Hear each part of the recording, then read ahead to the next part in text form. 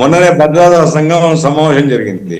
దాంట్లో చైనా వాళ్ళు చెప్పారు, మీ బలం మీద మీకు అహంకారం ఉంది, మీ ఆయుధ అహంకారాన్ని తెంచివే శక్తి మాకుంది, మీరు కనుక ఇరాన్ మీద దాడి చేస్తే మీ శక్తిని తేల్చేస్తాం మేము అన్నారు ఓపెన్ గా భద్రతా సంఘం చైనా వాళ్ళు.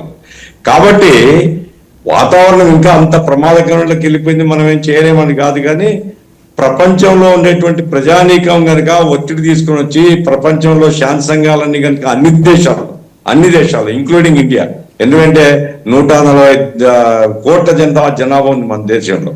ఇటువంటి ఈ ఇండియాలో ఉండే ప్రజలు, చైనాలో కూడా ప్రజలు ఉన్నారు, మిగతా దేశాల్లో ఉన్నారు. ఇప్పుడు ఎందుకంటే సార్, ఈ యుద్ధాలకు మూల కారణం ఏమిటి? యుద్ధాలకు మూల కారణం పాతకాలంలో రాజ్యకాంక్ష ఆధిపత్యం. ఇప్పుడు మూల కారణం ఏమిటి? సంపద. ఎందుకు ముదురుని తీసుకొని పోయినాడు? వెనిజులాను తీసుకుని